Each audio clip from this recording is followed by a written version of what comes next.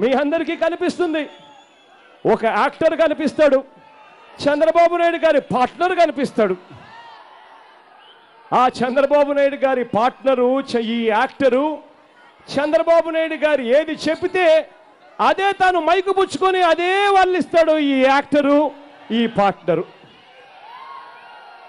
చంద్రబాబు నాయుడు గారు ఎవరికి చెబితే వారికే ఇస్తాడు ఈ యాక్టరు, ఈ పార్ట్నరు. టికెట్లన్నీ పార్టీ టికెట్లు వాళ్ళకే ఇస్తాడు. చంద్రబాబు నాయుడు గారు ఎలా చెబితే అలా నడుచుకుంటాడు ఈ యాక్టరు, ఈ పార్ట్నరు.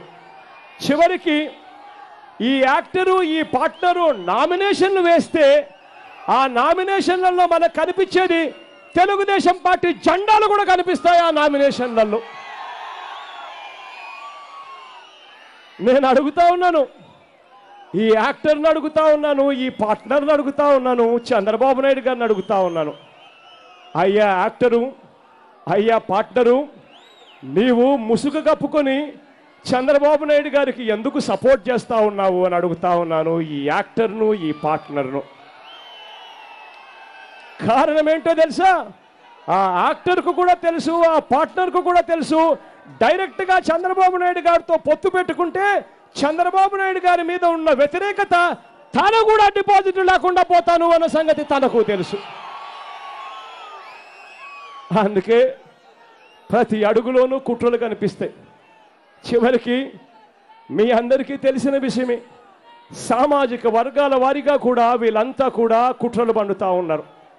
ఎలా విడదీయాలి, ఎలా ప్రభుత్వ వ్యతిరేక ఓటును విడదీయాలి, తద్వారా చంద్రబాబు నాయుడు గారికి ఎలా మేలు చేయాలి అని చెప్పి తాపత్రయంతో కొత్త కొత్త పార్టీలు పుట్టుకొస్తూ ఉన్నాయి. మీ అందరికీ తెలుసు ఆ కొత్త కొత్త పార్టీలు ఏమిటో. ఆ కొత్త కొత్త పార్టీలకు వేసుకునే కండువాలు కూడా వైఎస్ఆర్ కాంగ్రెస్ పార్టీ కండువాల మాదిరిగానే ఉండే పరిస్థితి కూడా చూస్తూ ఉన్నారు.